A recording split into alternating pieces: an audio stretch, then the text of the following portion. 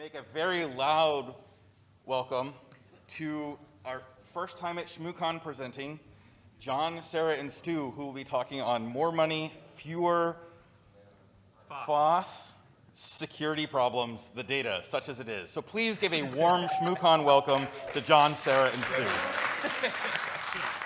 I'll go first, Sarah, and then you can just go straight. Yeah, sure. So, hi everyone. It's a pleasure to be here. We're going to quickly introduce ourselves, and then we'll start our presentation. I'm John JohnMeyers. I'm the head of ChainGuard Labs. ChainGuard is a software supply chain security company.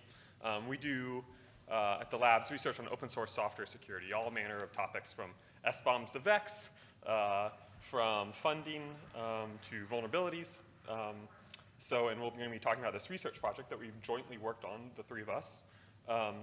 And I also have a role as a non-resident fellow at the Atlantic Council, which brings me into contact with these great researchers. Hi, everyone. I'm SaraBrackett. I'm an undergrad at Duke. I'm in my senior year studying computer science and public policy. I'm also a research associate at the Atlantic Council with these people. Hi, everybody. I'm StewartScott, an associate director at the Atlantic Council's Cyber Statecraft Initiative. So we call ourselves CSI for short, and are the kind of cybersecurity shop of a DC policy think tank. So yeah, I'm excited to present some early research. And I think an early starting point on the question is why we are talking about open source software as a policy think tank. So our basic job is to do policy research and get it out into the world and hopefully inform policymakers and industry and shape the things they do. And one thing we've been kind of self-conscious about in the cybersecurity policy field for a while now, I think, is the general lack of our ability to bring policy research with empirical data behind it. So we're trying to do that more often. And we're, for now, calling that type of work counting things. So if you're interested in either that or a better title, please do talk to us afterwards. So we've done open source software policy work for a couple of years now, spinning off of the back of our software supply chain research. And the kind of general mental model we've been working with is a very vague and uncontroversial way of thinking about open source software. Thinking about it just as code that's licensed out to be used and reused and modified rather freely. And in that being used, it's pulled into important things. It's ubiquitous across the digital ecosystem, not maintained usually by the same entities using it. It's not necessarily well resourced. It is critical both in its ubiquity, but also because it tends to do some nitty-gritty important things. And it's not generally created with that kind of end use case in mind. You put something out on GitHub, you don't really know who's going to pull it into something important, and so you haven't built it necessarily in a way that would reflect that. And specifically, we are a national security think tank, so we care about the security implications, which have been in the news lately. The way we try to think about open source software security is not as a thing better or worse than other versions of software security, just a different model. The software is harder to secure because you do not necessarily control it directly. You can't really compel its maintainers to do anything. You don't really know where most of your dependencies are. And it's hard to just avoid it and avoid any of those problems because then you have to recode a lot of things that have already been solved and figured out. And in the news there have been kind of some increasingly headline-grabbing incidents. Whether this reflects an actual change in the frequency of open source software incidents is up for debate, but it's definitely been kind of on policymakers' mind more frequently. And what's also in the air is funding for open source software projects. It's one of our kind of main software security recommendations is that if you pay money for things, you can improve the security and other things going on with them. And there are more and more funds and funding entities kind of across all sectors. Here's an example of some nonprofits and philanthropic funds. Some foundations. There are also more governments getting in the mix. Germany has recently set up a sovereign tech fund with a huge amount of money where they explicitly go out and fund projects or project ecosystems. There's the Open Technology Fund in the US has started spinning up a sustainability fund purely meant to keep open source software projects running past their attention grabbing phase where it's easier for them to get funding. And then the NSF has done a really good job kind of funding research about open source software and open science ecosystems. I could read through the list, but you get the idea. There's also more government attention. And a lot of this is all spurred by industry attention. There are a significant amount of FOSS funds in industry. I believe the kind of prototypical model was started at Indeed, but they tend to follow a slightly different model of almost sending thank you money to things that their engineers think are important and have a lot of gratitude for being able to use. So that raises the question, why spend money on something that is already kind of free, in many senses of the word free? Some of these projects and funds are modeled on basically giving back. NASA, for example, has some very few strings attached funds that they give out as almost like a thank you note. Some projects are funded because the funder wants to kind of maintain a relationship with the project. Some of them are funded explicitly to give the funder some control over the project. Some of them are funded with specific end goals for the project in mind, whether that's features for the project, kind of general project quality. But the thing we're interested about is project security. There's an assumption, we don't know if it's good or bad, that a funded project is going to have more time, more developer hours, more maintainer hours freed up for it. And therefore, you could think it would be more secure. So this would be an easy way to kind of marry an outcome with a general, this is a good thing to do motivation. But in the interest of counting things, we wanted to see if that was the case. So the general question we started with was not a good question. It's, can you buy security? And we found that the answer was yes, because you can pay people to secure things for you. There's some really specific security-focused funding entities out there. A good example is OSTIF, the Open Source Technology Improvement Fund, I believe, where they take money and they find good projects and they audit them for security, then they help them patch vulnerabilities. So this was not a good question. A better question, though, was what does general funding that doesn't have a security-specific string attached to it, do for the security of a project? So there are plenty of examples of security-specific funding initiatives, but there are also many more examples of general funding, and we wanted to see what would happen. The motivation behind this question, aside from, I wouldn't say quantitative rigor, but maybe quantitative curiosity, was to better understand some of the results of funding open source software, to understand what would happen if our recommendation was listened to understand better how funds and funders can tailor themselves towards specific outcomes if that's a thing that they're interested in, to also understand how the ecosystem changes and to take a swipe. I was given grief for calling it a lazy swipe earlier, which is fair. A swipe at answering some kind of fundamental questions about software statistics. What does security look like in a vaguely meaningful, measurable way? How can we actually figure out who is funded and who isn't? How much funding can we associate with specific projects? Fun things like that.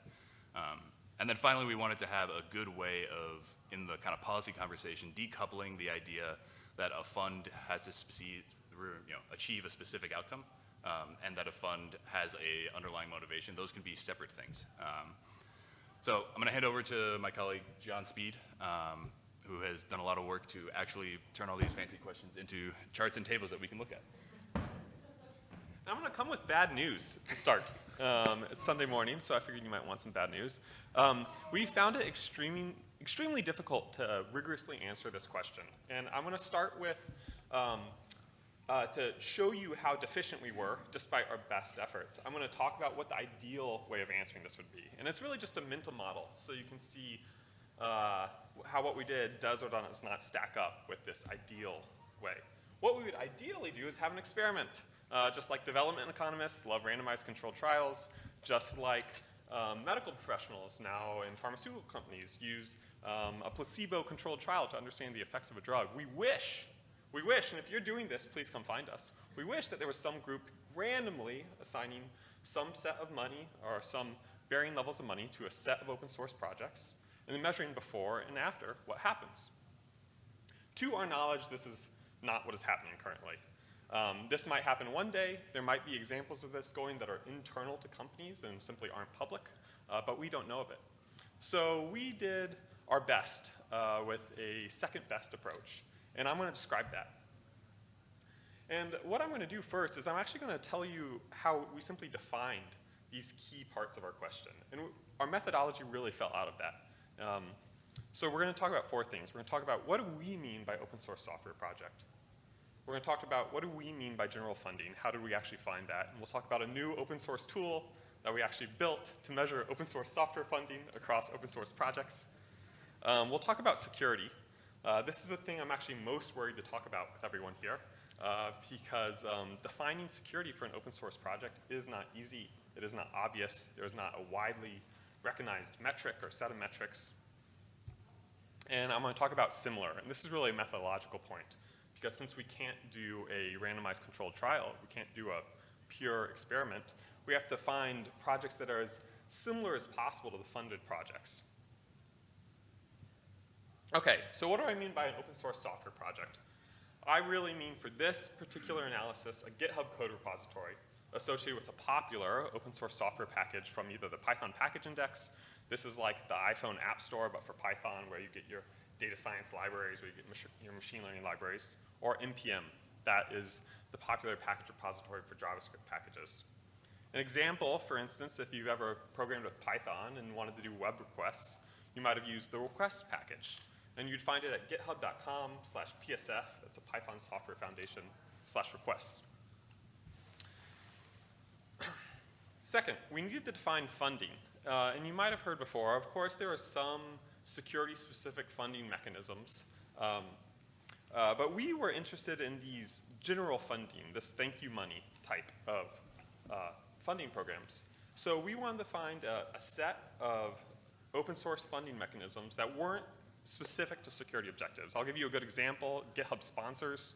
GitHub has a built-in feature that allows you to provide money to either a project, really a organization that houses a set of projects, or to a specific maintainer. So we identified 5, and I'll discuss how we did that exactly. Security. This is the one I'm most nervous about. If you throw shmooballs at me, I would agree. I would then take them and throw them at myself or my co-authors. We defined it as the security posture of the GitHub repo. So this does not mean the number of CVEs or number of known vulnerabilities. It's not about patching speed. I can talk about that in a second. And we used a tool that's just been developed in the past few years called the scorecard tool from the Open Source Security Foundation. For the purpose of counting things, it's nice. It gives every project a 0 to 10 score. I'll show you examples. But once again, it's not what we would ideally do. One of the things we were particularly interested in, for instance, that we thought would be similar across projects is just measuring their patching speed. From the moment they have a known vulnerability to the moment they actually patch it, how much time does that take? And as we looked into it, we couldn't find data sets for this. And then we thought about building our own data set, and then it was too onerous. We'd actually love the National Science Foundation to fund such a data set. We think that would be tremendously useful. But we use the scorecard tool. I'm going to talk a little bit about what it is and the limitations, but how we still nonetheless think it's at least potentially useful. Finally, how do we define similar? We only focus on the top 1,000 most downloaded projects from the Python package index and NPM. And the bet here is that those are relatively similar to each other, those top 1,000. So if we simply took all projects and compared the funded ones to the non-funded ones, we're afraid that those are really different beasts. So if we're focusing on the top 1,000, it's at least more similar. For those who are really into the statistics and the assumptions we're going to make, I don't think it's a very fair assumption that they're truly all similar, but we at least think they're more similar. Okay, how did we measure OSS funding? This is perhaps the first stumbling block, and it really actually preceded our research. There are known, at least to my knowledge, there are no known across time, across projects, data sets of open source software funding. We really don't systematically know as a set of security researchers what projects are receiving what funding when. So I collaborated with a colleague at Georgetown's Center for Security and Emerging Technology, Jennifer Malot, and we wrote a project called Funder Finder. It's open source, written in Python. You can find it on Georgetown CSET's GitHub. And what we did is we used a set of simple rules to build a tool that detects if a given GitHub repo does or does not have one or more types of funding, from 5 different types of funding. And this is a critical part. It's got, we're able to collect data on whether there's open collective funding, GitHub sponsors funding, num-focus, Tidelift, and Google Summer of Code. And I'll say a quick word about each of those. I think of Open Collective as a crowdfunding platform It's not only used by open source projects, but it's a way to give money to open source projects. GitHub Sponsors is, I think, of a GitHub-focused version of that. Once again, you can give money either to a GitHub org, a set of projects, or a GitHub maintainer, one individual. NumFocus, it's a nonprofit that's often focused on data-related projects. Tidelift is a company that is trying to create a two-sided market between maintainers and corporate entities that depend on their software. And so projects can display that they are Tidelift funded or lifted. And then finally, Google Summer of Code is an internship program that often assigns interns to open source projects. And how do we do that? There's really nothing special here. It's not machine learning. It's not large language models. We look for clear evidence that any of those types of funding is associated with that project. It's often through either using the GitHub API, Open Collective API, some data sets that NumFocus publishes and Google Summer of Code publish on what they fund, and then finally scraping the READMEs of these GitHub projects. Next, how do we measure security? Like I said, we didn't go down the CVE rat hole for this. There were just too many problems. So what we did is we used ScoreCard, and ScoreCard is itself an open source project written in Go. And the nice thing it does is you can see the mascot holding up the 10 is it assigns every project a score 0 through 10. So it gave us a nice quantitative measure. I'll give an example here. This is a web app rendering of the ScoreCard for that request project I mentioned from Python. And what you'll see is there's a bunch of different checks, these sub-checks. So you'll see dangerous workflow and signed releases and code review. There's a lot of them. We'll say a little bit more when we get into the analysis about each of them and what they do or don't mean. But I'm just going to tell you about some of these to give you a flavor. And then I'm going to mention at least some of what we see as the obvious downsides too. But for instance, it checks, is there obvious of continuous integration tests? Is there a GitHub action that is running tests upon when you put in a pull request? Is there a security policy, literally a written document that is a security policy for that project? And are these things really security? No, they're not. But they are the sorts of practices you expect to see that would lead to security. Same with SAS, static application security testing. Is there evidence of a static application security tool being used in the project? Does it guarantee security of the project? No, but it's at least the sort of thing you would expect a responsible, secure set of maintainers to do. Before I get to that, though, I'll just say one obvious problem and stumbling block we have with this research is that we don't really know this to translate to lead to a variety of secure outcomes for projects. It's not validated. There hasn't been the academic research you need to validate scorecards as a measure of that.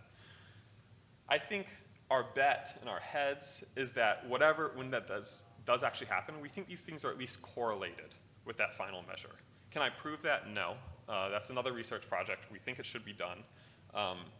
But it would at least surprise me theoretically that these sorts of things lead to the opposite of security. So that's our basic bet. It is a bet. Finally, what did we do with all this? So we've collected data. We have 1,000 NPM projects. We have 1,000 Python projects. We have data on each of those, whether they have funding from 5 different sources.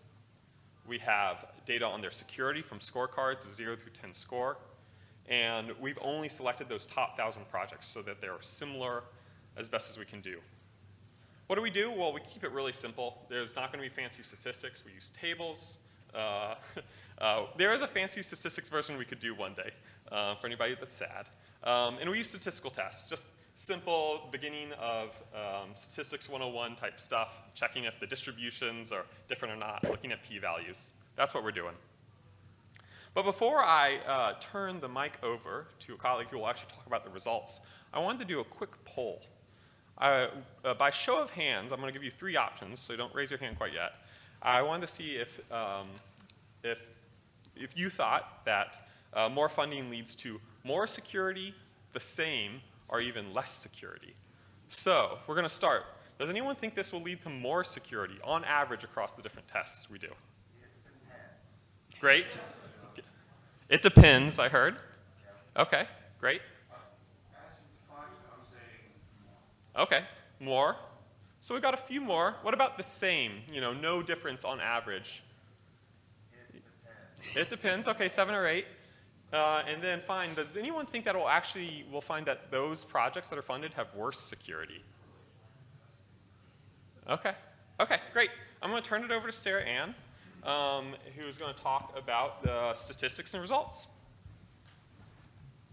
Okay, great. So first, just for some descriptive statistics we talked about the different methods we use to get our different projects into our data set. And so we had, for each of the ecosystems that we look at, a different number of unique funding instances.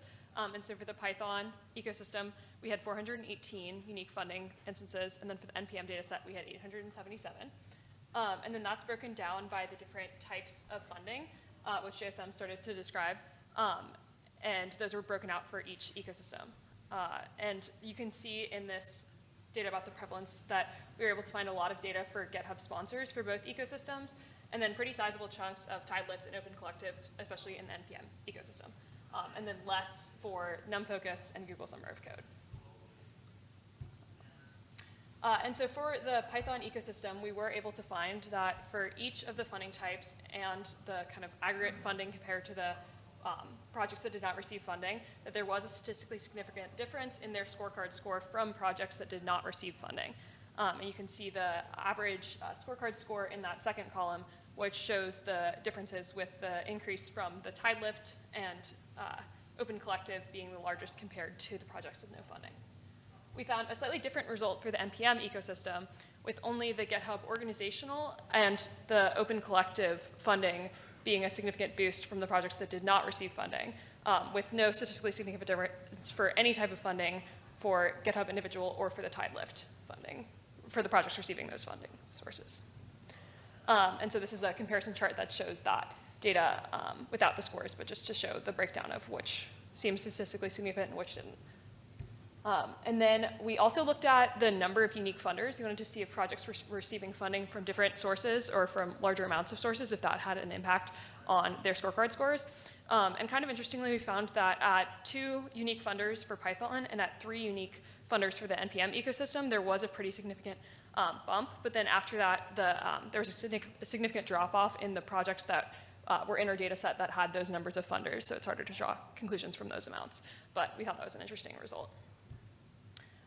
We also looked at, as Jason talked about the specific scorecard checks within the OpenSSF scorecards metrics. So the first one that we looked at was the CI tests, which was does the project run CI tests, which we just talked about. And then we also looked at contributors, which is are there contributors from multiple different organizations or companies. The dangerous workflow check looks at if there are untrusted code checkouts, logging secrets, untrusted inputs, things like that. The fuzzing check looks at if the project is using a fuzzing tool. The maintain check looks at if there's 1 commit per week in the past 3 months, just to see if the project is still being considered, updated and hasn't been abandoned. The packaging check looks at if the project is published as a package. The security policy, as Jason mentioned, just checks if a project has a security policy. The token permissions one looks for least privilege and how those are all permissioned. And so then we broke out the results on the score for the results on each of these subjects by the funding sources. So first for Python, we found that for any source of funding, so these numbers are all positive or negative based on the impact on the scorecard score for that category. And so first the total funding, we found that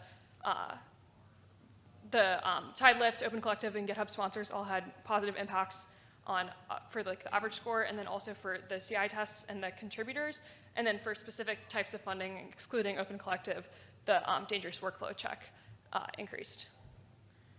And then similarly, we found for fuzzing, the dependency update for fuzzing and for the packaging tool, there was improvements across the board. For the dependency update tool and for the security policy tool, it was just TideLift and Open Collective.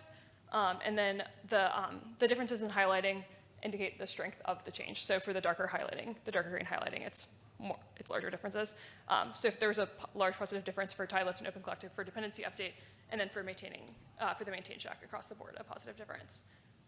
And then for NPM, one interesting result we found was that there was a negative impact on the branch protection check for NPM packages for any type of funding, TideLift, and GitHub sponsors. But then there were positive impacts on the contributors check and the dangerous workflow check across the board. We also found for NPM that the dependency update tool kind of took a hit for any type of funding, TideLift, and GitHub sponsors, but had a relatively large positive boost for Open Collective, which is interesting. And then for security policy, it looked like a lot of the projects that received funding did have a security policy, which is an interesting boost. And then for token permissions, that was improved by Open Collective. And then here are those descriptions of scorecard checks again. And then, so this is kind of a summary of those results, comparing between Python and NPM. So for both ecosystems, types of funding were correlated with better scores in the dangerous workflow subjects category and for the token permissions category. And then there were other differences between Python having improvements in the CI tests and in the fuzzing and maintainers category, while NPM had improvements in the contributors and security policy, but had worse scores for dependency update tooling. And then for some specific funders, there were better results on the maintainers tool, and then for other specific funders in each of the ecosystems, there were effects on the dangerous workflows or the fuzzing or the security policy or the dependency update tooling checks. So now some limitations of this research. As we've talked about, this research is kind of far from ideal because we don't know if projects with better security practices are more likely to receive funding, especially since some of these types of funding aren't just passive. You have to apply for grants or do things like that, and that might be associated with people who are, or maintainers who have better security practices in the first place. These popular projects might not be representative of the larger ecosystem. We did the top 1,000 from each of these ecosystems. We don't know how well these results would translate to other numbers of popular packages. And then, as JSM pointed out, we don't know if these scorecard practices actually affect security or if they're correlated with security. And we also don't know if the amount of funding matters, because within this research, we looked at projects that received large variations in amounts of funding. There are some projects that were receiving 6 figures of funding, and then there were some that were receiving smaller grants from individuals.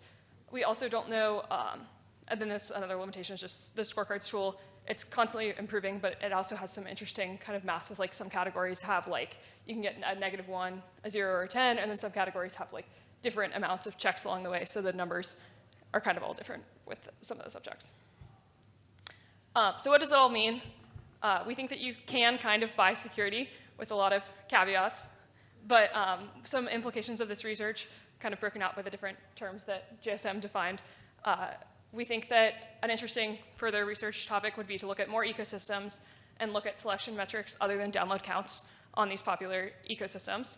We also think that identifying different types of funding, including those that are passively received versus those that are applied for, and also breaking out by the amounts of funding would be an interesting further research project. We also think moving beyond scorecards to focus on different other kinds of metrics, including CV remediation time data set, which we think would be fantastic if that existed and we could use that. We also think that focusing on difference or absolute levels of security could be an interesting further avenue for this research.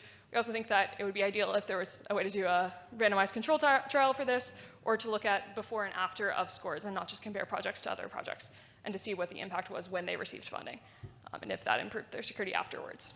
Oh, I lost the slide.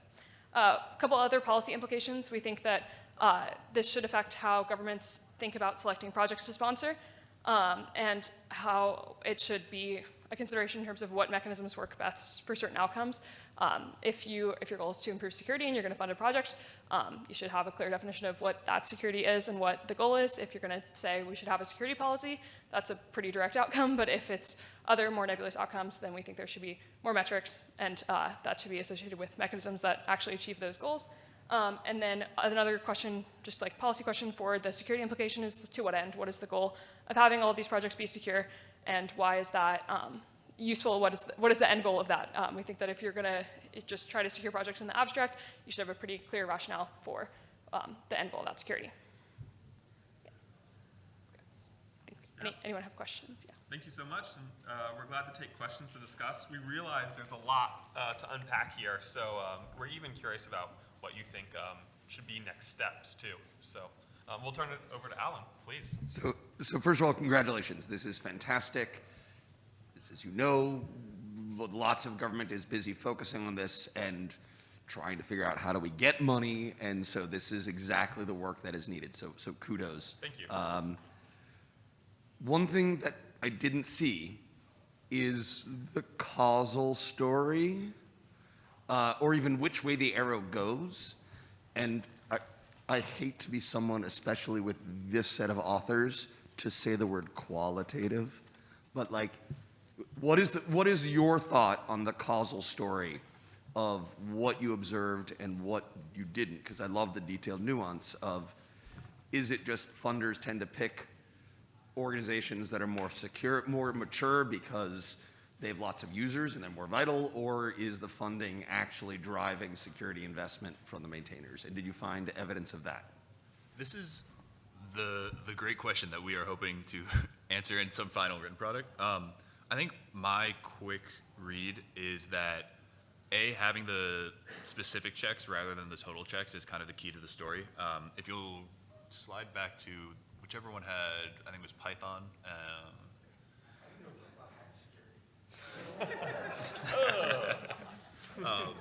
This one? Yeah, or second slide, yeah. I think that my best guess is that some of these practices are improved by having funding, and some of them are more likely to result or correlate with funding coming in. I think the easiest example here is maintained. It is very unlikely, I think, that a project without a maintainer will be able to secure funding. Apparently it has happened. I think that comes down to how the check is run and whether the kind of like automated fashion it looks for signs of maintainers is reasonably accurate. But I think other things are more reasonably kind of causally prior to funding, after funding. My guess is that once something is funded, it's more visible, and so more likely to have kind of frequent contributors. The fuzzing tool was an interesting one. I wouldn't be surprised if some of that money was spent on some fuzzing. So our kind of next steps, I think, in the weeds are going to be looking for both the like abstract pathways we would expect in some of these specific checks, but then B, I would love to just go out and check with some of the projects. I think the most popular ones would be the ones most easy for us to just talk to the maintainers and be like, hey, what's changed since you've gotten funding? But yeah, I think anything you guys wanted to add to that? Yeah, I would just say that I think there's another question here about is it simply just reverse causality? I think there is a more sophisticated set of tools, still not randomized controlled trials, but that we could use potentially, and it really involves doing better matching of funded to unfunded projects.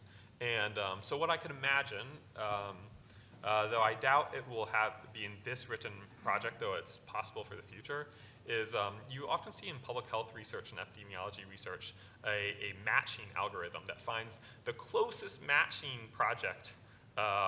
For them, it's usually patients, but for us, projects to the funded projects. So instead of just taking the top 1,000 projects and saying, well, they're roughly similar, we take the 150 or so funded projects in a certain category and try to find the 150 non-funded projects that are most similar to those. And I think that's possible, and there's some pretty obvious ways to match. Download count, but I think also things like number of maintainers. So you hold that constant. You could also match for length that the project has existed, and there's some other things to do. So ML has really revolutionized cluster analysis, so you can actually use similarity across different types of software. yeah. The other, I think, follow-up study we would consider is all of the scorecard data is collected pretty routinely, so there is a time series of that. If we can figure out a way in our heads, A, of getting that data, but B, of matching a time series of the scorecard data to the funding timeline, that might be an interesting way for us to go. I think, to Jason's point, it is probably not going to end up in this one, but we will recommend it to ourselves in this one. Great talk. Thank you very much for sharing what you found. I had a question regarding, you kind of answered it a little bit in terms of like encouraging contribution back into projects, but I wanted to see that a step further in terms of like future plans for how you influence this when you go forward to government agencies with your results to encourage not only funding but also feeding back into projects if they go with using these projects. Is that going to be part of your intention, or? Yeah. It's a great question. One thing we found that I think influences the answer a lot is different government agencies, even within just the US, are at kind of wildly different places with regards to their relationship to open source software. I think NASA has consistently been doing like things well in advance of everyone else and then not publishing or telling anyone about it. So honestly, we would go to NASA and be like, hey, what are you doing? I think the general story we would hope to present is that if you want to do a specific thing with your funding, which would be the case for, say, CISA, which cares a lot about security outcomes, then there are kind of well-trodden paths to do that. John Speed has also written a wonderful paper on a very old DHS program, I think from 2006, right? That's right. That did exactly that. It paid for a scanner for open source software projects to use, and they used it, and then they fixed the things that they found with it. There are, I think, a separate set of stories we would want to tell to more general funders, which, to be honest, tend to not be in government. We've found like a very interesting pattern of lots of these kind of nonprofit entities doing a significant amount of funding and not actually communicating with each other very well about where they're overlapping, what kind of their end goals are, which is not to say that they necessarily need them. I think there's a very strong like moral argument for you've made a lot of money using this thing, it should receive some money in return. I think the story there is more to say that as they are seeking funding for their funds, they can talk not just about the things that they're trying to achieve as like funding as its own success metric. We funded these projects, that was our goal, but what those projects do with that funding. So yeah, there's a bunch of stories basically, and some of them involve us learning from people who've been doing it for a while. Awesome. Thank you so much. Yeah. I have one quick thing to add there. I think another style of funding we're interested in is simply staff time back to projects. Yeah. And Kind of what I was thinking. yeah, and we haven't done anything yet empirically about that, but we were just this morning discussing, is it possible to build a data set of the open source contributions on GitHub of staff associated with the major technology companies and what projects they're working on with what frequency and whether or not that has a result or not. It could probably do it for a larger set of companies too, but it's something we've been interested in but have not pursued. Thank you for the great talk. Alan made a joke before that he didn't know Python has security, and I think the reason for that is because PHP and NPM, we constantly hear about problems with it. And so my question is, have you looked into how much this is reactionary to bad security? So it's something goes wrong, they get attention, they get funding that way. Yes, so I think the larger kind of focus on open source software from policymakers is in some ways reactionary. I think Log4j was a big visibility moment for it. My sense being that like a significant number of government agencies realized that they had a problem which they had very little kind of control over or understanding of. That said, I don't think that is kind of the entire story. One of the reasons we at CSI started focusing on open source software was that we had actually done research on software supply chain attacks, basically a very small kind of data set, painstakingly assembled, and found. Really good research. Thank you. I'm glad my spreadsheet pleases. I think one of the findings that we had from that was like we personally did not have a great understanding of how software was actually made, and B, neither did a lot of our audience. A huge number of these attacks were impossible to describe without creating a just category of open source software supply chain compromises. And so I think a lot of the policy conversation sure is driven by response to some news headlines. But that said, I think the news headlines and that response both capture like a better and more accurate understanding of how software is made. I think Alan made a face at the comment that we don't do a good job of quantifying things in software policy. I think that is becoming like increasingly obvious in the policy circles as a symptom of updating kind of the understanding around how software works in a security sense. So I hope that answers like, yes, there is some sensationalism, but I don't think it's wrong just I'm motivator. more concerned with the funding being sourced because of it. Like Google Oh. has had programs for bug bounties in stuff that has had issues, things like that. Yeah, you're like, so it's a good point. In some sense then, if funding is simply a reaction to this bad incident, then it's really the bad incident and perhaps the negative publicity from that leads to the better security outcomes, not the funding itself. And I have bad news. I love bringing bad news on a Sunday morning. We don't know if that's the case from here. And it's because we don't have data on the bad incidents, at least with that we can match this data set. So I think it could be a story. I pay close attention to open source software security incidents, and I will say that there are so many instances, thank you, of funding in this data set, hundreds, that I don't think among Python and NPM that there have been hundreds of projects that each feel singled out and have this negative reaction. I often think it's like a handful in each ecosystem, 5, 10, 20. So I would like to think that that's a rare phenomenon going on in the data set, but I can't prove it. Thank you. Yeah. Yes, great talk. I have several questions, but I'm just going to keep it to one. Did you observe any pattern between the intended use of the open source packages and the types of funders? Say that one more time, please. Any observed patterns between the intended use of the package and the funders? So, as example, if it's for security use or it's just for usability types of packages. Yeah, so we didn't subset this analysis by that.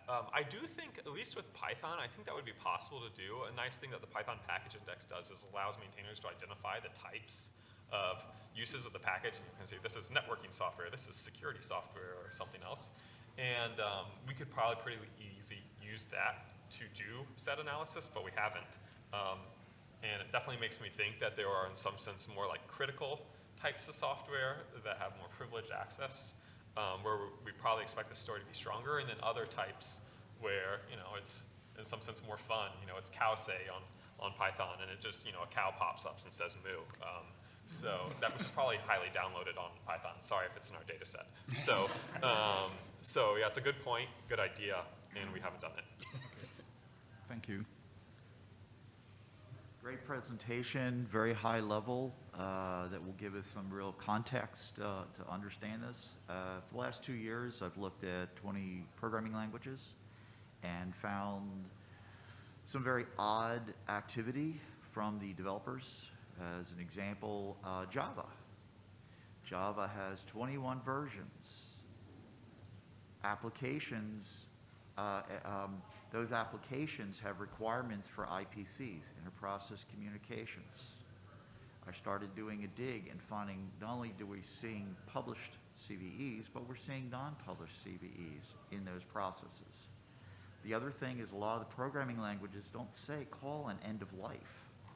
Therefore, you're getting something, the program I write today is a snapshot in time of the programming language, the libraries that I use, my logic, and what minimal or some testing is actually performed. So you might want to look at that. Reason is I did a deep dive into network communications for all 20, identified that they had IPCs, they called libraries that weren't supposed to be used for IPCs, which then left generated you to go to another programming language, to another programming language, to another programming language, and that whole chain became a big compromise. So, Terrifying.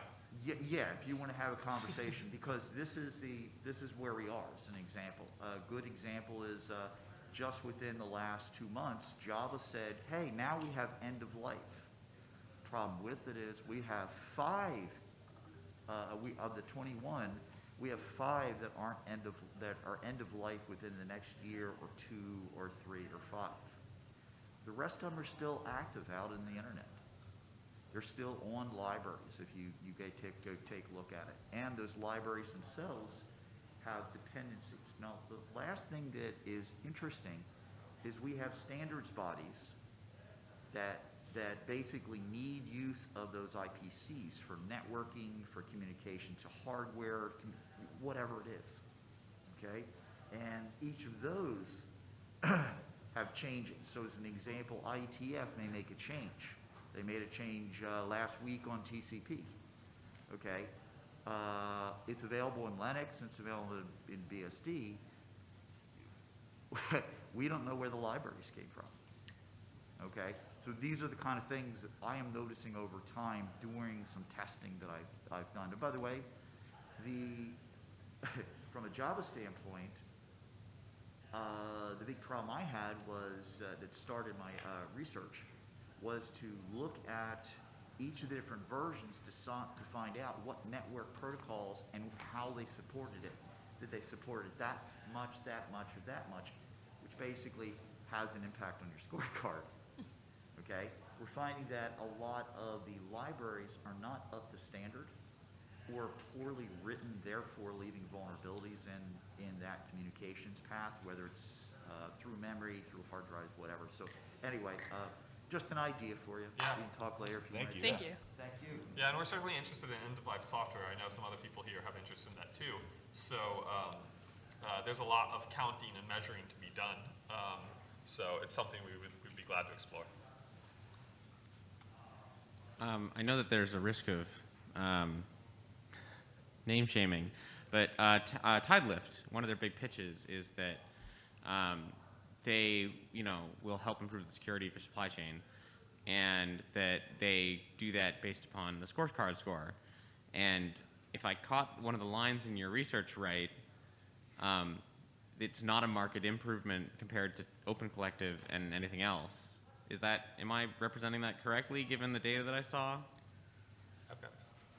I would say that something we observed is there's kind of strong interventions and weak interventions among these funding types. Google Summer of Code and NumFocus, I think it's really unfair to expect a lot from those types of funding. They're small, often in the thousands of dollars. There are bigger types of funding, at least can be bigger, from Open Collective and Tidelift, and potentially the GitHub organizational sponsors, more so than GitHub individual sponsors. We kind of expect those to be bigger. And I think something that really stuck out to us, Sarah Ann pointed this out, is that for Python, that Open Collective and GitHub organizational, Tidelift, they all have a strong effect, and relatively similar to each other. In the NPM, the Tidelift funding is actually not significant, so that stuck out to us. It's not significant in terms of it having an impact above the other ones, right? Yeah, I think you bring up a good question here about, should we expect Tidelift to be above and beyond the other ones? I think that's an interesting thought. It's not something we statistically, it's not something we statistically analyzed. Yeah, my other two quick thoughts on Tidelift funding specifically is, I think we don't have a good sense of how useful our kind of sample is representing the things that the funders actually fund.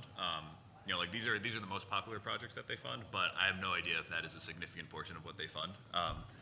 B, I know that Open Collective is different from these in that it is actually more of a funnel of funding, and I know it funds some corporate funding out to funded projects. I wouldn't be surprised if Tidelift used it as well for some of their funding. And then the third note is too that I have, to be honest, no idea how yet we are thinking of considering the subchecks versus the aggregate score.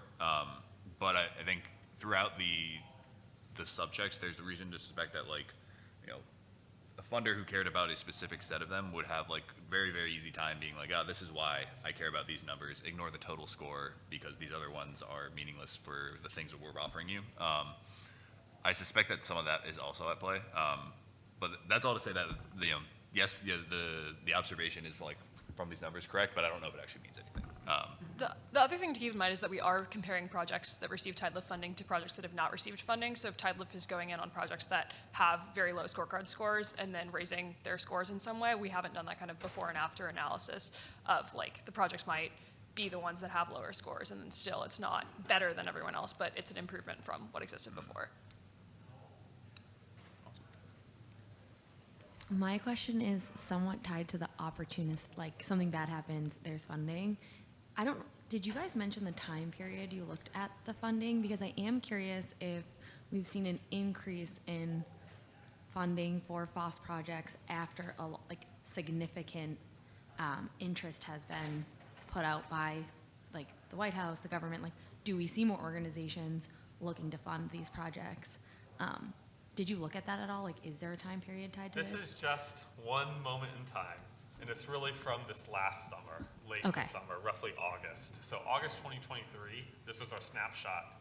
It doesn't say anything about before, anything about after, which is pretty narrow, we understand. Is there a way to look at before, do you think? Before, that's tough. One thing, Well, I have if the question is there more funding over time, we have another project where we're looking at the funders rather than the funded projects, and I bet that's a more direct way. My instinct is, and we have to wrap briefly, that yes, in the past like 2 or 3 years, there have been more funders kind of spinning up.